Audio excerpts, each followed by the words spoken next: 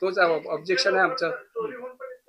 हे भेटण्याचं कारणच हे आहे की आता तो FIR सुद्धा आणलेला आहे आणि नावं सगळ्यांची आहेत.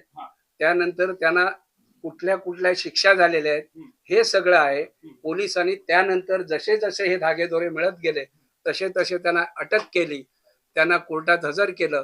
काही लोकांना 3 दिवसांनी, काही लोकांना 4 दिवसांनी अशा प्रकारचे त्यांना जामीन झाले आणि ते बाहेर आले. आमच्यासाठी ही गंभीर बाब होती आणि म्हणून आमच्या नेत्यांना ही प्रत्यक्ष भेटून सांगावी ही आमची भावना होती. मात्र ह्या सगळ्याची, कारण हे ऑडिट होतं, प्रत्येक वर्षाला जी काही जमा होते त्याची ऑडिट होतं आणि हे ऑडिट व्हावं चांगल्या दृष्टीने म्हणून न्याय आणि विधी खात्याला आमच्या काही ट्रस्टीने हे पत्र दिलं होतं आणि तशा प्रकारचं ते पत्र होतं. साधारणतः एकच मला संधी द्या.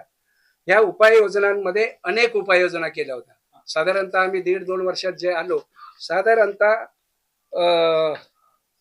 45 लोकांना आम्ही कारवाई केली होती. हे 9 जण G-Pay वरती लोकांना दर्शन देण्यासाठी पैसे घेत होते, ते साधारणतः 19 जण. प्रत्यक्ष स्टॉल धारकांमार्फत काही कर्मचारी दर्शन घेत होते, त्यांच्यावरती कारवाई केली. अशा प्रकारची जवळ, ही माझ्याकडे यादी आहे, अशा प्रकारची जवळजवळ 45 ते 46 कर्मचाऱ्यांवरती आम्ही ही कारवाई केलेली आहे आणि त्या सगळ्यांना त्याच्या पनिशमेंट दिलेली.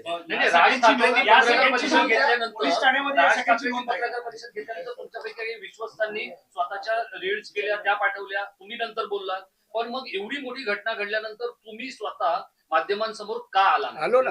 नाही कधी त्याच दिवशी सेम, म्हणजे मला वाटतं त्यांनी बोलले असतील इथे दुपारी वगैरे. नाही ही चोरी झाली, त्याच्यानंतर एवढ्या मोठ्या उपाययोजना तुम्ही केल्या, हे सगळं एवढं घडत होतं, तुम्ही मुंबईकरांना, राज्यातल्या जनतेसमोर का आला नाहीत? हा पब्लिक विश्वस्त न्यास आहे.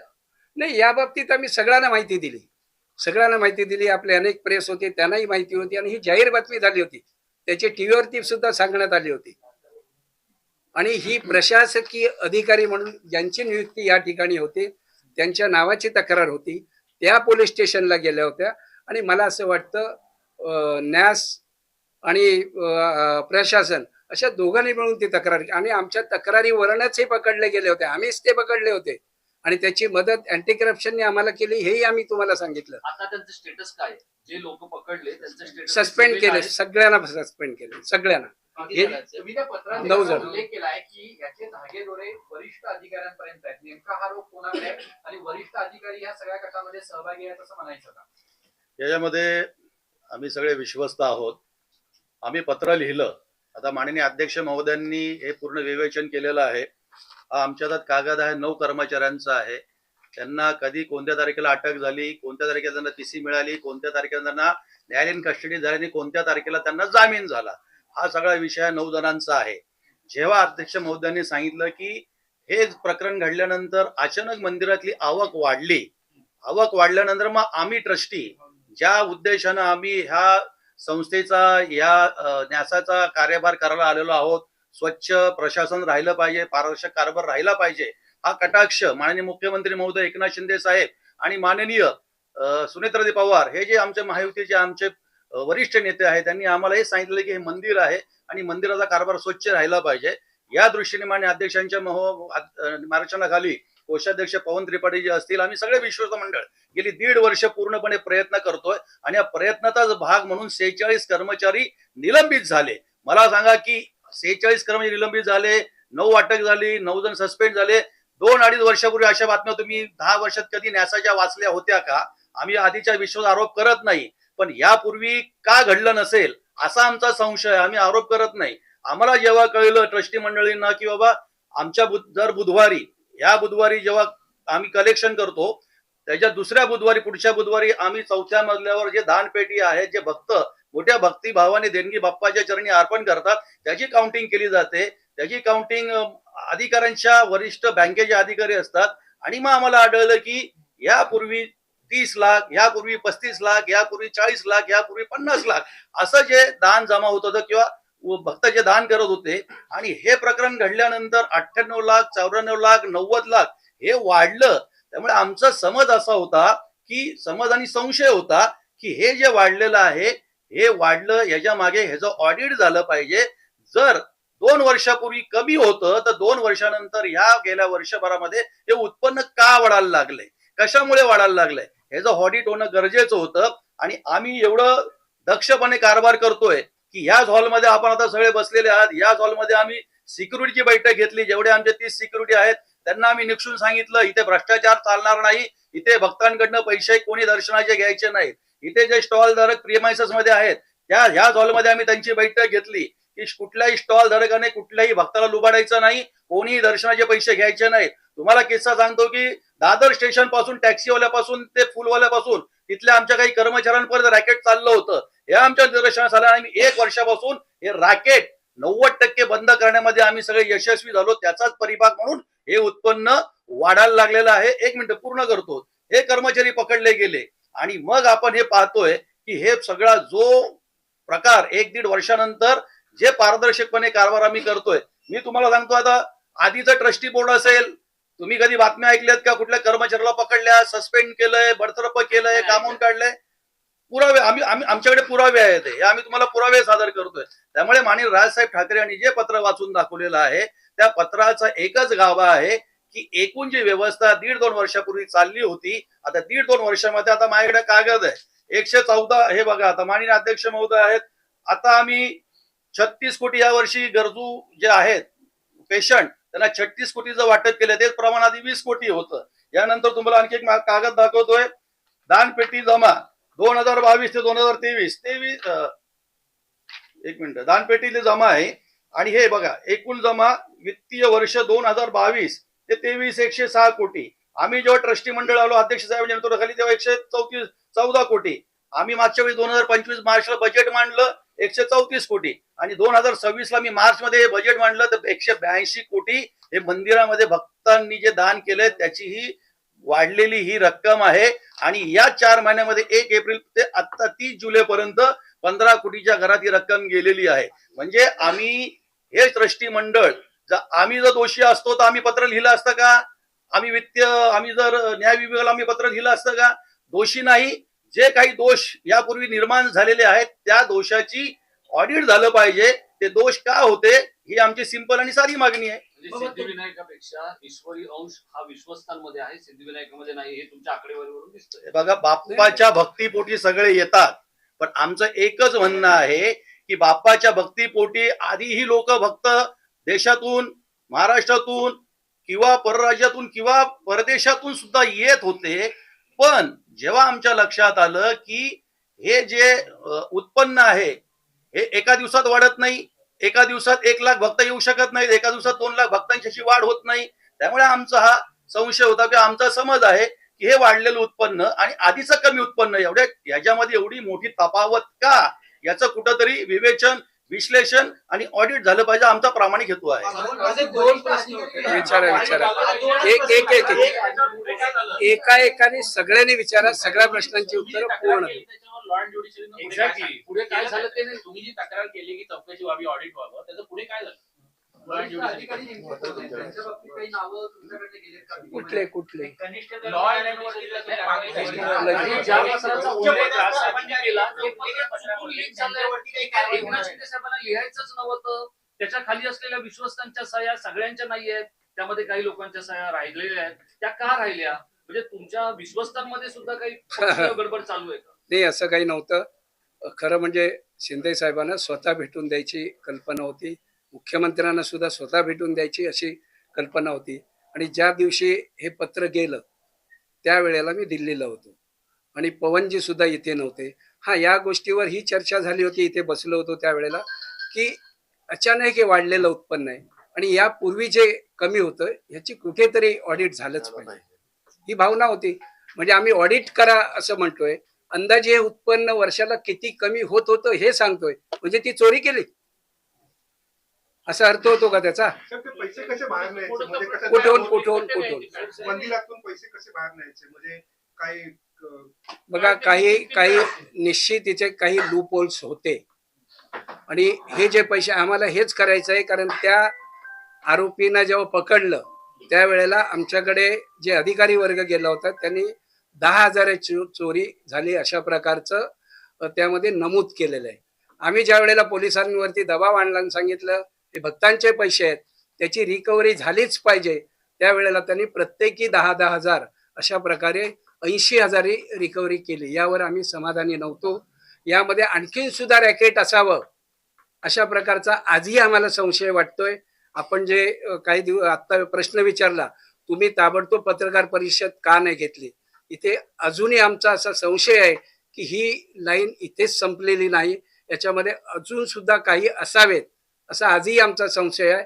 आणि म्हणून त्या दृष्टीने आम्ही अँटी करप्शन आणि पोलीस खातं यांच्या मार्फत ते पैसे कसे बाहेर न्यायचे? ते पैसे कसे बाहेर घेऊन जायचे? कारण काय आहे? कठीण बरोबर आहे. ज्या आता वेळेला एखादा त्यांनी कर्मचारी इथे येतो त्यावेळेला त्याच्या खिशात काहीतरी एक पुरेशी रक्कम असते जी प्रवासासाठी दैनंदिन वापरासाठी लागते. पण मग घरी घेऊन जाताना जर एवढे लाखो किंवा हजारो रुपये जात होते तर मग इथे काय नेमकं चाललं होतं? तुम्हाला एक सांगतो प्रामाणिकपणे की आम्ही आता एक डिसिजन मागे बोर्ड ऑफ ट्रस्टीची बैठक झाली.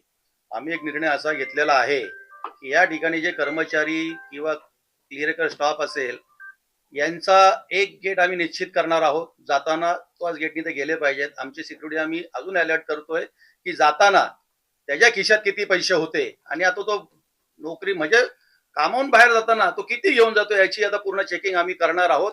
हा प्रशासनाने आणि हा बीओटीने आम्ही बोर्ड ऑफ ट्रस्टीने हा निर्णय घेतलेला आहे. आता ह्याच्यामध्ये माननीय अध्यक्ष महोदयांनी सांगितलं की तो आरतीची पेटी असते ज्यामध्ये भाविक दान टाकतात. कोणी 500 रुपये असेल, कोणी 200 रुपये टाकत असेल, कोणी 50, कोणी 10 रुपये असेल. तर जे दान आता क्लिअर कर तुम्हाला सांगणं गरजेचं आहे की ते दान पेटी, ती आरतीची दान पेटी ही एका मजल्यावर नेली जायची, तिथं ती ठेवली जायची आणि मग एक त्यांचा सहकारी कर्मचारी हा दरवाजात उभा राहायचा. मग दुसरा तो त्याला सिग्नल करायचा आणि मग कोण नसेल मग तो दानपेटीतलं हात टाकून किंवा खोलून ते पैसे काढत होता.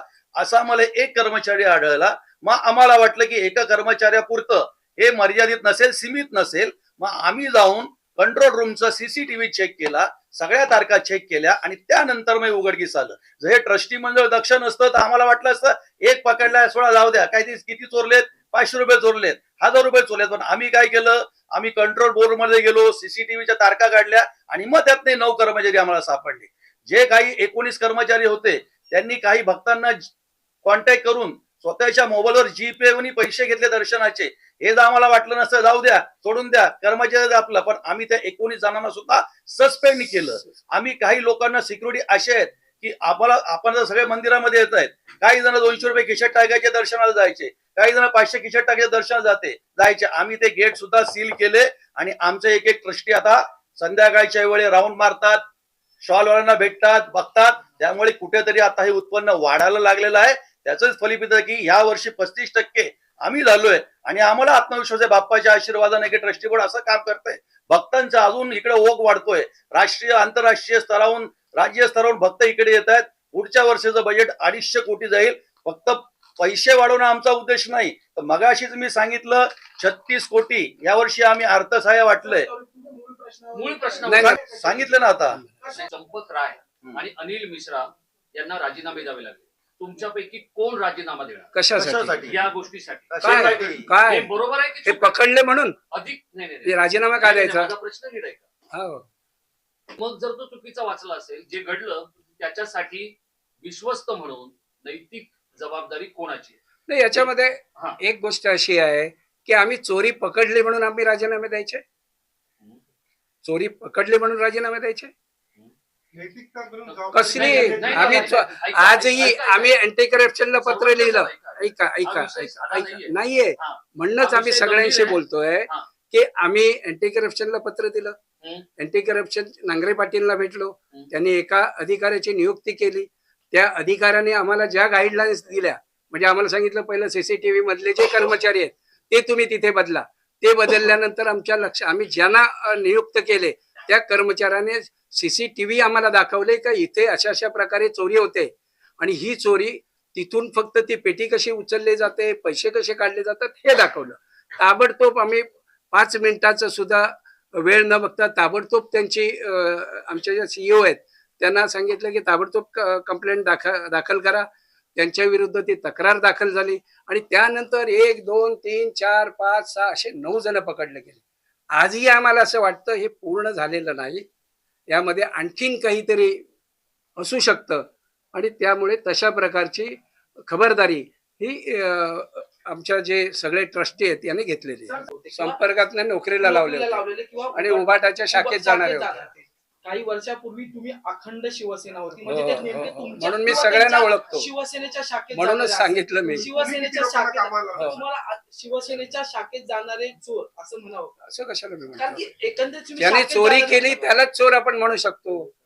शाखेत जाणार चोर कसा मी जात होतो. नाही, नाही. मग या न्यायाने जर पाहिलं या न्यायाने कोणत्या ग्राउंड्सवर तुम्ही हा स्टेटमेंट बोललाय? एक्झॅक्टली शिवसेनेच्या शाखेमध्ये गेले, कोणत्या शाखेचा नाही. नंबर आहे का तुमच्याकडे? सगळ्या शाखांचे नंबर आहेत, सगळ्यांना आम्ही आणि मला- रिलीज केलाय का? पोलिसांना त्यांनी सांगितलंय का आम्ही या शाखेमध्ये गेलो होतो? त्यांनी नाही. आता तुम्ही हेच सांगितलं की मी पूर्वी सुद्धा शिवसेनेत होतो.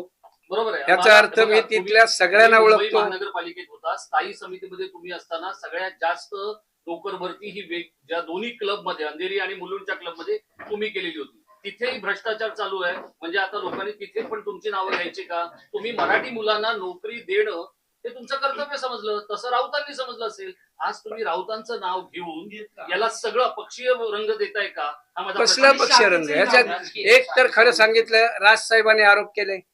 राजसाहेबांच्या किल्लेदारांनी आदेश बांदेकरांवरती पण आरोप केले होते. मग त्या आरोपाचीच पुनरावृत्ती राजसाहेब करतायत का? साहेब तुम्ही प्रश्नाला नाही, नाही, नाही, नाही, नाही बघा. म्हणजे असं राज ठाकरे साहेबांनी हे जोपर्यंत जेव्हा महाराष्ट्रासमोर मांडलं, काही अध्यक्ष महोदय, एकाही प्रश्नाला बगल देणार नाही. एकाने प्रश्न विचारा, त्याचं उत्तर तोच द्या. बेसिक प्रश्न आहे माझा की प्रश्न आहे शाखेत विधानसभेत जाते- असताना आदेश बांदेकरांच्या बाबतीत प्रश्न निर्माण केला होता.